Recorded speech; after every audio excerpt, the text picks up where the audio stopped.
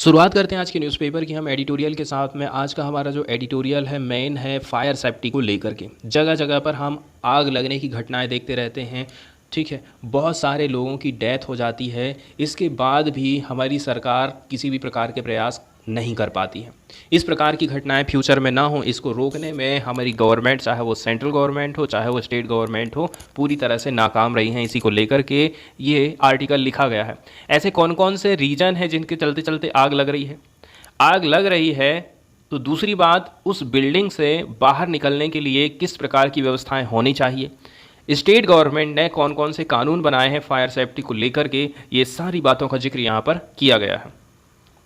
Particularly हम बात कर रहे हैं हाल ही में 12 सितंबर को सिकंदराबाद में एक घटना हुई थी फायर एक्सीडेंट की, उसको लेकर के ये आर्टिकल लिखा गया है।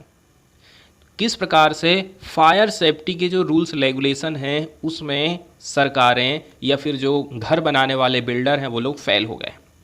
Secunderabad accident has brought back focus on illegal building structure. हाल ही में जो घटना आप देख रहे हो सिकंदराबाद की, यहाँ से हम ये समझ सकते हैं कि इलीगल बिल्डिंग स्ट्रक्चर के चलते चलते फायर की घटनाएं हमारे सामने आ रही हैं। तो 12 सितंबर का जो घटना घटित हुई थी, जहां पर कई सारे लोगों की, लगभग 8 गेस्ट की यहां पर डेथ हो गई है। एसफी एक्सिएटेड मतलब होता है डेथ हो जाना। was just one among several occasions when debate on illegal structure get stoked।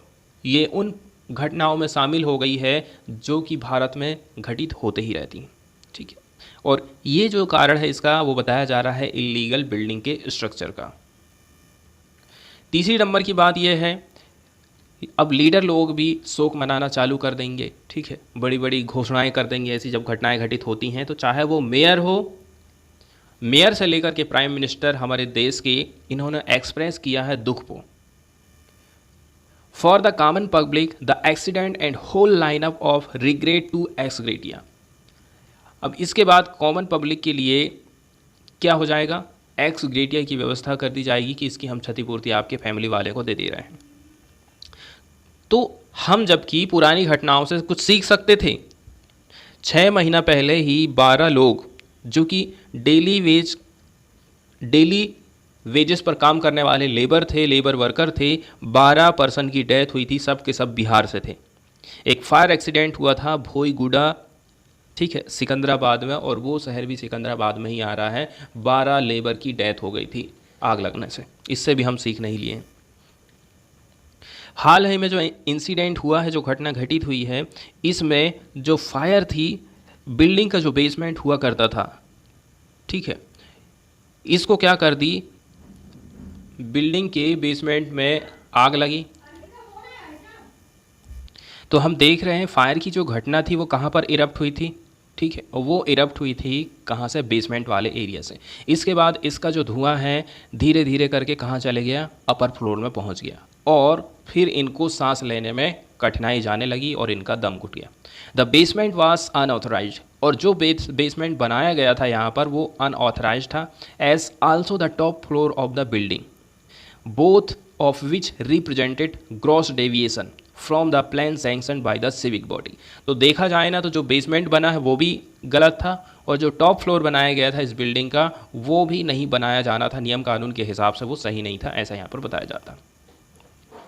एक रिपोर्ट है जिसको तैयार किया गया था रीजनल फायर ऑफिसर के द्वारा। क्या कहा जा रहा है? इसमें कई सारी इरेगुलरिटीज़ हमको देखने को मिली थी। इसमें absence of setback spaces and escape roads, ठीक है, पर्याप्त मात्रा में स्पेस ना होना। दूसरी नंबर की बात यह है बाहर निकलने के लिए रास्ते ना होना। Defunct fire fighting equipment, fire fighter जो होते हैं आपके पास में, जिसको अग्निशामक यंत्र हम बोलते हैं, फायर एक्सटिंग्यूशर, उनकी कमी या फिर वो काम नहीं कर रहे थे। Spiral staircase around the elevator shaft, elevator का जो शाफ्ट है यहाँ पर स्पाइरल किस्म की सीढ़ियाँ बना दी गई हैं। चौथे नंबर की बात है basement utilise illegally for commercial purpose, इस बिल्डिंग का जो बेसमेंट था उसको आपने यूटिलाइज कर लिया था इलीगल कमर्शियल पर्पस से, रुपए पैसे कमाने के हिसाब से।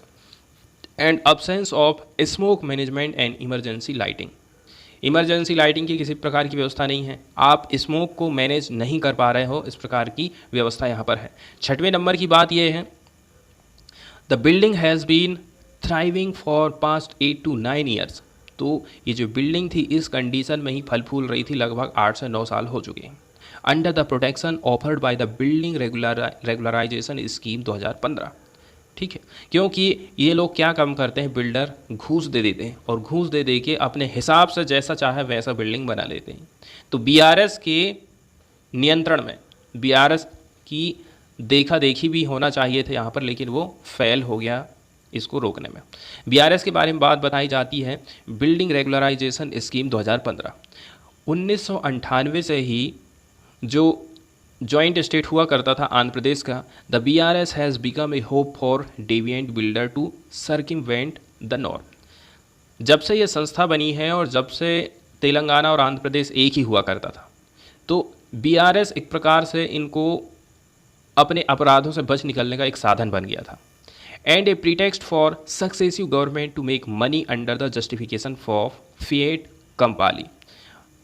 एक बात यह भी निर्विवाद सत्य हो गई है कि सरकार का भी ये जरिया बन गया है, ये संस्था यहाँ के कर्मचारी की कमाई का एक जरिया बन गया था।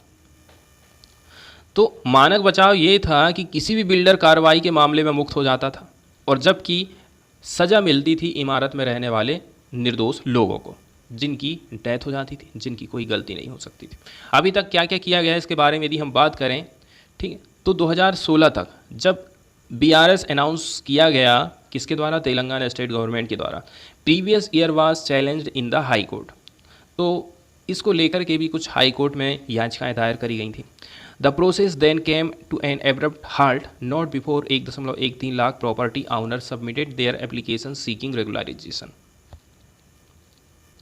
इसके अलावा इसमें ये भी बताया जाता है कि गवर्नमेंट क्या काम करती है, जैसे कि कोई बिल्डर है, उसने गलत तरीके से यदि बिल्डिंग को बनाया है तो उसके ऊपर आपको कठोर से कठोर कार्रवाई करना चाहिए। ठीक है, तो इसके बजाय आप क्या काम कर रहे हो, मालिकों से संपत्ति कर और बिजली बिल की सामान्य राशि को दुगना करने के लिए कहा जाता है।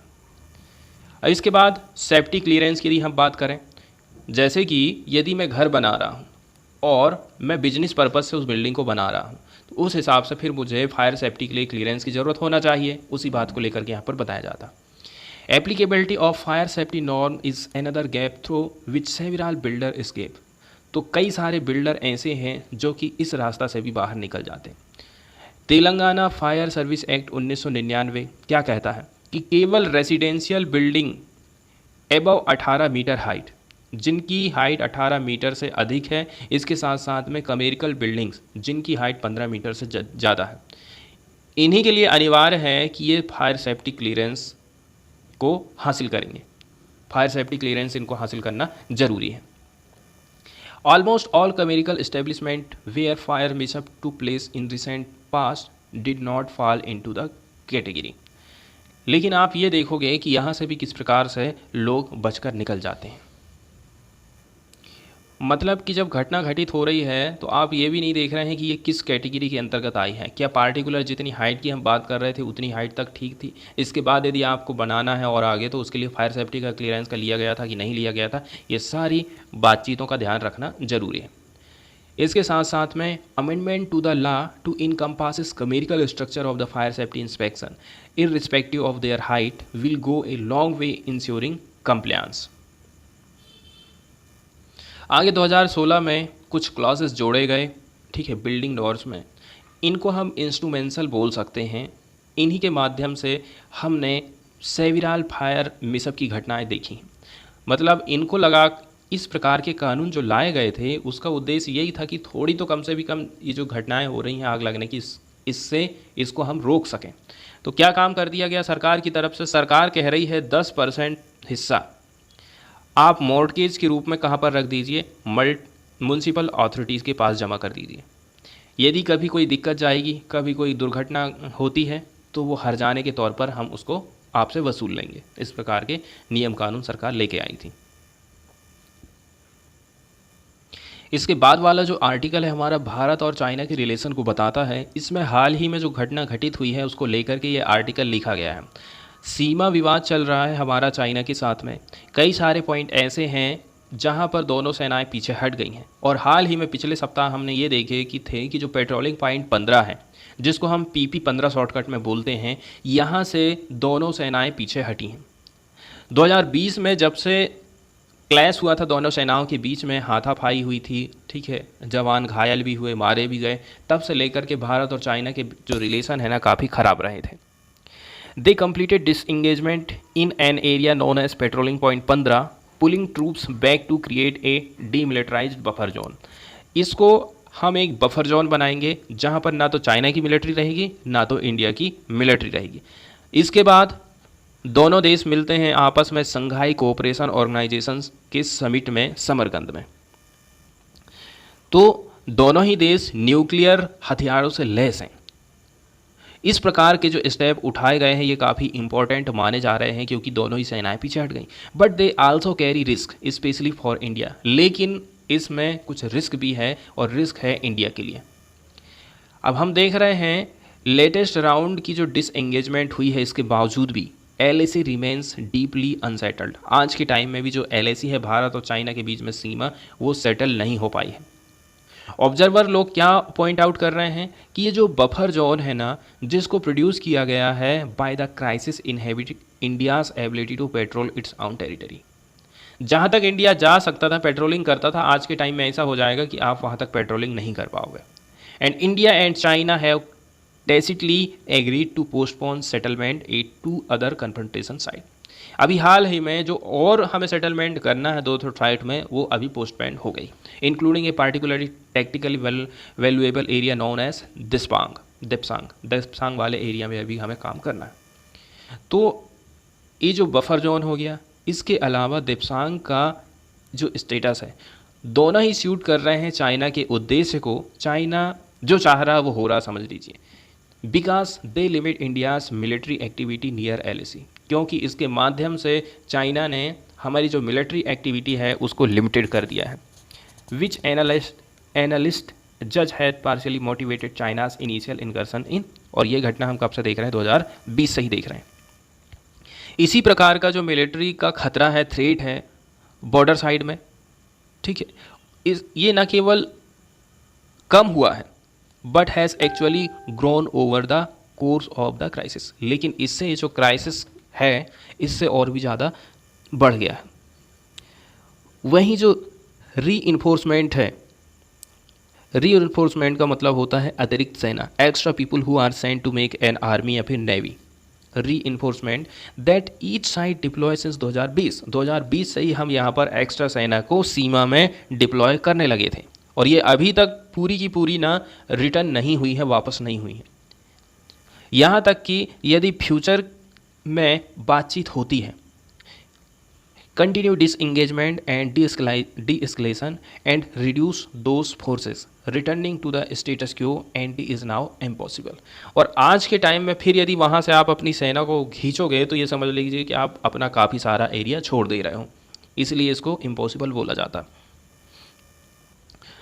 दोनों ही साइड रेस लगा ली हैं कि हम यहाँ पर कुछ परमानेंट मिलिट्री इंफ्रास्ट्रक्चर खड़ा कर देंगे। चाइना भी बना रहा है कुछ ना कुछ, इंडिया भी बनाते जा रहा है, पुल बना रहा है या फिर कुछ और बनाते जा रहा है, सड़कें बना रहा है। तो वहीं चाइना क्या काम कर दिया है, गांव बसाना चालू कर दिया है, मिलिट्री की वहाँ ट्रेनिंग दे रहा है, इसके साथ साथ में और भी कई सारी चीज़ें वो बनाया है, और इस मामले में इंडिया से वो आगे हो गया है।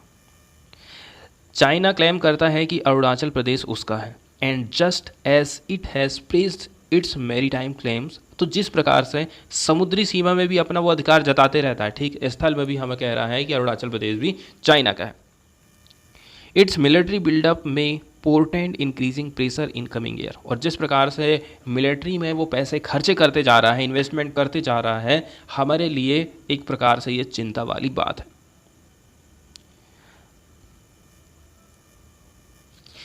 इसके बाद वाली जो बात बताई जाती है वो ये है कि भारत को लग रहा है कि चाइना के साथ में हमारा सीमा विवाद चल रहा है, तो सबसे ज़्यादा ध्यान हमारा कहाँ चला गया, LAC की तरफ चला गया। जितने भी नए नए हमारे पास उपकरण थे, ठीक है, जो नई नई चीज़ें हम बना रहे थे, जो खरीद रहे थे, उनको हम कहाँ डिप्लॉय करने लगे थे, LAC पर डिप्लॉय करने लगे थे। वहीं यदि आप देखोगे समुद्री सीमा के साथ में जो नए उपकरण हैं, जहाज है, पनडुब्बियां हैं, या फिर और भी जो युद्धक हमारे पास सामग्री है, उनमें कोई खास हमने वृद्धि नहीं करी है। जैसे ही हमने देखे कि चाइना के साथ में हमारा विवाद बढ़ते जा रहा है, हमने fighter jet, drone, artillery China की बॉर्डर पर लगा दिया। वहीं सेम टाइम इंडिया ने कुछ सिग्निफिकेंट इम्प्रूवमेंट नहीं लाया था अपनी कैपेबिलिटी में और पोस्चर में, कहाँ पर, इंडियन ओशियन रीजन में। Granted a suite of new impressive new capabilities, cruise missile से लेकर के इक्विटिव फाइटर से लेकर के US origin naval helicopter to a brand new indigenous built aircraft carrier are inching towards fruition. अभी इन सब में ये हम उतने परिपक्व नहीं हुए, या फिर अभी निर्माणाधीन ये काम चल रहा है, इसमें हम अभी परिपक्व नहीं हुए हैं। इसलिए हम ये कह सकते हैं कि जितनी हमने स्थल सीमा में काम किया है उपकरणों के मामले में युद्धक, उतनी हम समुद्री सीमा में काम नहीं कर पाए हैं। But these programmes were all initiated before the broader crisis. ये जितने भी प्रोग्राम थे, ये मैन्युफैक्चरिंग के या जो भी थे, ये क्राइसिस से पहले चल रहे थे। ये सारे काम हम क्राइसिस के पहले चालू किए थे, when Indian military was incrementally modernising it's capability for the Indian ocean. उस टाइम में भारतीय सेना इंडियन हिंद महासागर में अपनी ताकत को मजबूत करने के लिए अपने जितने भी युद्ध उपकरण हैं उनको मॉडर्नाइज कर रही थी। तो डिज़ाइन के हिसाब से यदि हम बात करें तो दिस मस्ट डिलाइट बीजिंग, तो ये जो है उतना ज़्यादा बीजिंग को तो प्रसन्न। अब हम यहाँ पर ये देख रहे हैं कि भारत और चाइना दोनों ही हिंद महासागर में अपना अपना प्रभुत्व जमाने की कोशिश कर रहे हैं, लेकिन भारत फंसा हुआ है सीमा विवाद के साथ में। जब हम सीमा विवाद में फंसे हुए हैं तो हम ये सोचेंगे कि हमें हमारी जो आर्मी है उसको हम ज़्यादा से ज़्यादा, हमारी जो थल सेना है उसको हम मजबूत करें।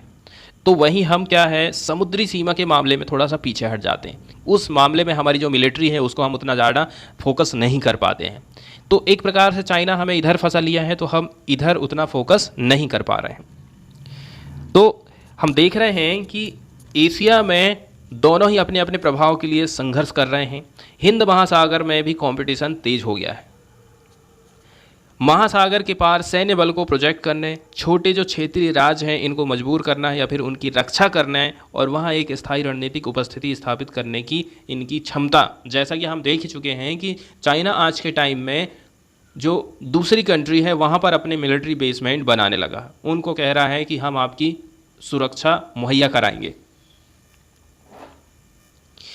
इसके बाद हम देख लेते हैं द हिंदू की प्रमुख खबरों को। तो पहली जो खबर है हम वो देखने वाले हैं हैदराबाद के निज़ाम से संबंधित। निज़ाम उल मुल्क, जिसको संक्षेप में सिर्फ हम निज़ाम कहते हैं, जिसका मतलब है उर्दू भाषा में क्षेत्र का प्रशासक। पार्टिकुलर एरिया है, उस एरिया में एडमिनिस्ट्रेशन करने वाला व्यक्ति।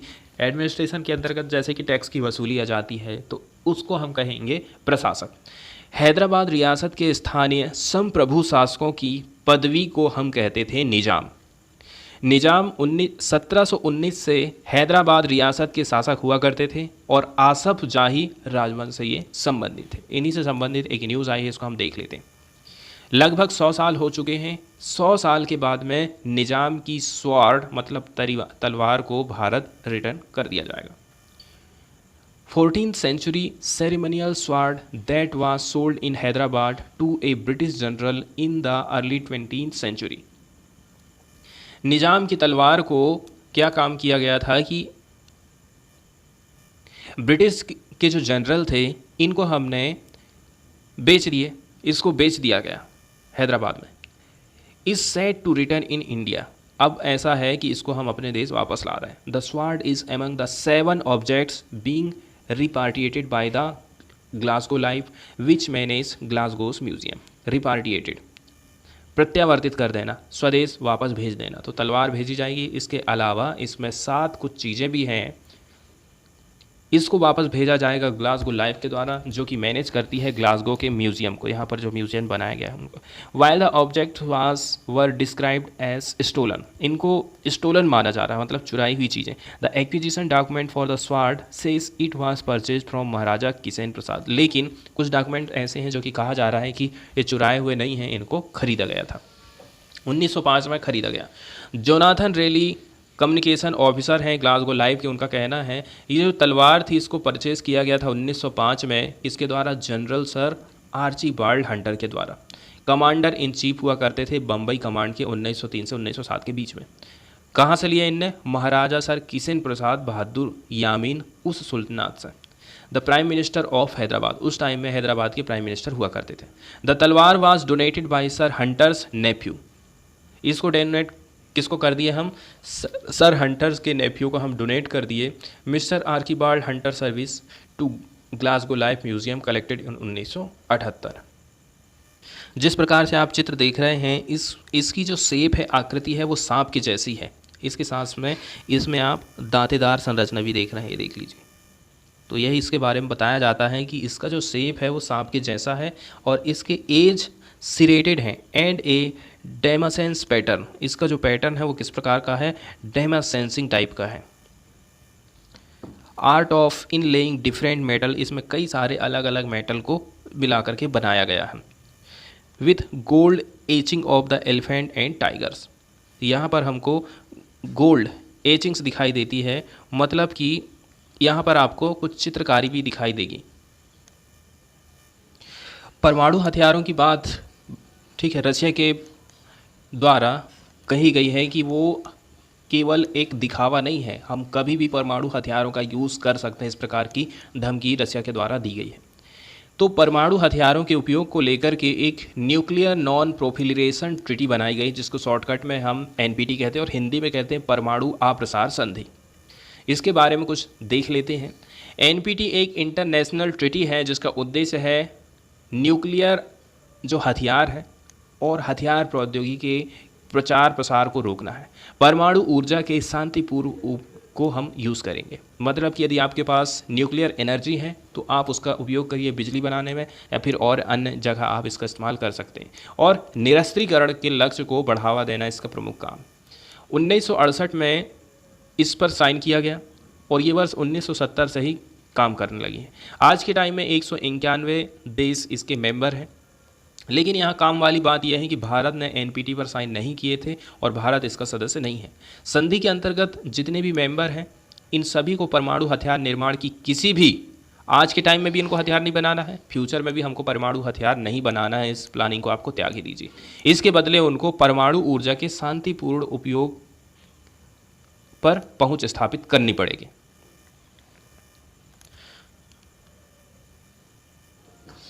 इसके बाद वाली न्यूज़ हम देखने वाले हैं इसरो से संबंधित। इसरो की तरफ से हाइब्रिड प्रोपल्सन सिस्टम को ईजाद किया गया है जो कि आने वाले टाइम में टेक्नोलॉजी में हमें मदद करने वाला है। हाइब्रिड प्रोपल्सन सिस्टम आखिर होता क्या है? तो ये किसी भी इंजन में हो सकता है जिसमें इंक्लूड है दो या दो से भी अधिक सोर्स ऑफ प्रोपल्सन। एक सोर्स ये है, दूसरा सोर्स ये है, ठीक है। In one design usually one can be used either together और अल्टरनेटली। तो इस प्रकार का जो प्रोपल्सन सिस्टम है, दहन वाला सिस्टम है, शक्ति संचालन वाला सिस्टम है, एक साथ यूज़ कर लीजिए आप या फिर अल्टरनेट तरीके से यूज़ कर लीजिए। जैसे कि थोड़ी देर आप इससे जला दो इंजन को, थोड़ी देर के बाद दूसरे सोर्स से आप प्रोपल्सन कर दीजिए। इस प्रकार का सिस्टम कहलाता है हाइब्रिड प्रोपल्सन सिस्टम। इसरो ने सक्सेसफुली टेस्ट कर लिया है हाइब्रिड प्रोपल्सन सिस्टम को। ये आने वाले टाइम में टेक्नोलॉजी में हमारी मदद करने वाला है। इसी को लेकर के ये न्यूज़ आई है, इसको हम देख लेते हैं। इंडियन स्पेस रिसर्च ऑर्गेनाइजेशन का कहना है वेडनेसडे के दिन हमने सक्सेसफुली डिमॉन्स्ट्रेटेड कर लिया है हाइब्रिड प्रोपल्सन सिस्टम का। डिमॉन्स्ट्रेट करने का मतलब कुछ प्रैक्टिकल हमने किए, प्रैक्टिकल करने के बाद हमने ये प्रूव कर दिया है, उसको हम कहेंगे कि डिमॉन्स्ट्रेट। हाइब्रिड प्रोपल्सन सिस्टम जिसका यूज़ किया जाएगा as a solid fuel and liquid oxidiser के तौर पर। हाइब्रिड मोटर को टेस्ट किया गया था कहाँ? इसरो के प्रोपल्सन कॉम्प्लेक्स महेंद्रगिरी में ट्यूसडे के दिन इवनिंग को। The hybrid system is more efficient, greener and safer to handle. इसको आप ये कह सकते हैं कि ज़्यादा पॉल्यूशन नहीं फैलाएगा, ज़्यादा सेफ है and paves the way for new propulsion technology for future mission. आने वाले टाइम में फ्यूचर में किसी प्रकार की टेक्नोलॉजी से संबंधित आती है तो उसमें हमारे काम आ जाएगा, ऐसा कहना है Vikram Sarabhai space centre VSSC which tested it with support from the liquid propulsion centre. दो लोग यहाँ पर मिलकर के काम करे थे, VSSC और LPSC liquid propulsion system centre. Ground based test की यदि हम बात करें तो जो फ्लाइट थी वो कितने के बराबर थी, 30 kN हाइब्रिड मोटर जिसका यूज़ किया गया HTPB based hydroxyl terminated polybutadiene aluminized solid fuel and liquid oxygen as oxidizer. किस किस चीज़ का हमने इस्तेमाल करे हैं, तो ये बताया जा रहा है कि हमने ऑक्सीडाइज़र के तौर पर लिक्विड ऑक्सीजन का भी यूज़ करे थे और एक सॉलिड फ्यूल का भी हमने इस्तेमाल किया था। The test was perform for 15 second. 15 second के लिए हमने ये टेस्टिंग करे थे। 300 mm साउंडिंग रॉकेट मोटर, कहाँ पर 300 mm की साउंडिंग रॉकेट मोटर के ऊपर ये प्रयोग किया गया था। जो पुराना सिस्टम चल रहा है वो सॉलिड प्रोपेलेंट मोटर है जिसका यूज़ हम करते हैं रॉकेट में, use ammonium perchlorate as oxidiser, और ऑक्सीडाइज़र के तौर पर हम क्या करते हैं, अमोनियम परक्लोरेट का यूज़ करते हैं। In rocket engines oxidizer supply the oxygen needed for combustion. अब हम इसका यूज़ क्यों कर रहे हैं ऑक्सीडाइज़र का, ताकि आग को जलाने के लिए जो ऑक्सीजन है वो कंटिन्यू मिलती रहे ईंधन के तौर पर। जबकि दोनों ही HTPB और LOX दोनों ही ग्रीन माने जाते हैं, मतलब पॉल्यूशन नहीं फैलाते। The cryogenic LOX is safer to handle and unlike conventional solid motor the hybrid technology permit restarting and throttling capabilities on the motor. इसके बाद वाली न्यूज़ हम देखने वाले हैं कर्नाटक से। कर्नाटक के बारे में बताया जाता है कर्नाटक की गवर्नमेंट ने एंटी कन्वर्जन बिल लाया है। कर्नाटक की लेजिस्लेटिव असेंबली ने वेडनेसडे के दिन पारित कर दिया है एक Karnataka protection of right to freedom of religion bill 2022 को। पॉपुलरली इसको हम बोलते हैं anti conversion bill. By voice vote amid walkout by opposition Congress member. इसमें अपोजिशन के जो मेंबर थे वो वॉकआउट कर गए थे। इसके बाद वाली हम न्यूज़ देखने वाले हैं सुप्रीम कोर्ट से रिलेटेड। इसमें हाल ही में जनरल कैटेगरी के लोगों को जो 10% का आरक्षण दिया जाता है ना, उससे रिलेटेड सुनवाई चल रही है। तो इसी को लेकर के क्या क्या रिजल्ट सामने आया है उसको हम देख लेते हैं, बातचीत में कौन कौन सी बातें निकल कर सामने आई। 50% जो हिस्सा है ये हो गया SC ST और OBC वालों का आरक्षण, और बाकी का जो 50% का हिस्सा है ये वाला हिस्सा रहता है, इसमें सब लोग कंपटीशन फेस करते हैं। इसमें से भी आप 10% हिस्सा कम कर दीजिए, ये 10% हिस्सा आप निकाल दीजिए। 10% का जो हिस्सा आपने जनरल कैटेगरी वालों को दे दिए हो रिजर्वेशन। अब बाकी का जो बचा हुआ हिस्सा है 40%, ये जो 40% हिस्सा है ये बाकी लोगों का हक मारेगा कि नहीं मारेगा, यहाँ पर क्वेश्चन उठाया जाता है। इसमें सब लोग आ गए, SC, जनरल, OBC, ये सारे लोग इस 40% में कंपटीशन फेस कर रहे हैं। इस प्रकार के क्वेश्चन सरकार से उठाए जाते हैं। और एक बात यहाँ पर यह भी कही जाती है, जिस प्रकार से आपने जनरल कैटेगरी के 10% लोगों को आरक्षण दे दिया है गरीबी के हिसाब से, ठीक है, तो बाकी जो 50% की जो सीट थी, 50% वाला हिस्सा था जिसमें सब लोग फाइट कर रहे थे, इसमें से 10% तो आपने किसको दे दिया, जनरल कैटेगरी को। और बाकी जो SC ST OBC के हिसाब से जो लोग गरीब लोग हैं उनको आपने आरक्षण क्यों नहीं दिया, ये भी क्वेश्चन यहाँ पर उठाया जाता है। और इसकी लिमिट को लेकर के भी क्वेश्चन है, देखते हैं वो आगे सॉल्व होगा कि नहीं होगा, क्योंकि इसमें 8 लाख की लिमिट लगाई गई है। सालाना 8 लाख से कम इनकम होना चाहिए तो आपको जनरल कैटेगरी का लाभ मिल जाएगा, क्योंकि 8 लाख के हिसाब से आप खुद देख लोगे कि 60,000 रुपया लगभग महीने की सैलरी हो जाती, तो इन लोगों को आप गरीब कैसे बोल सकते हो। एक और न्यूज़ हम देखने वाले हैं, राजू श्रीवास्तव से संबंधित हार्ट अटैक के चलते चलते इनकी डेथ हो गई है। One of the foremost comedian of Indian who found humour in smallest of real life experience. 58 साल की उम्र में ही इनकी डेथ हो गई, हार्ट अटैक के चलते चलते इनकी डेथ हो गई। He had been admitted to All India Institute of Medical Science, AIIMS में इनको भर्ती कराया गया था। लगभग 41 दिन तक ये वेंटिलेटर पर रहे थे, ठीक है। इनकी पत्नी है शिखा और इनके 2 बच्चे हैं। कानपुर में इनका जन्म हुआ था। इनका ऑफिशियल जो नाम था सत्य प्रकाश श्रीवास्तव था। Was known to bringing and endearing quality of his observational committee. इनकी जो कमेटी थी एकदम ग्राउंड रियलिटी पर आधारित थी। आपको ऐसा लगने लगता है कि रियल में वो जो बता रहे हैं सामने हमारी घटना घटित हो रही है। Making the most inclusive comment without hurting sentiments of the subject, मतलब ये ऐसे मजाक करते थे कि किसी को आघात नहीं पहुंचता था। राजनीतिक करियर की यदि हम बात करें तो इन्होंने ज्वाइन कर लिया था समाजवादी पार्टी को 2014 में, लेकिन बहुत जल्दी ही ये शिफ्ट हो गए थे एलिजेंस टू बीजेपी में, ठीक है। एलिजेंस का मतलब होता है नेता, सरकार, विश्वास आदि के प्रति निष्ठा व समर्थन। तो उनकी तरफ प्रतिष्ठा रही तो इनकी बीजेपी में ये शामिल हो गए। फिर 2019 में राजू को अपॉइंट किया गया था as a chairman of the UP film development council.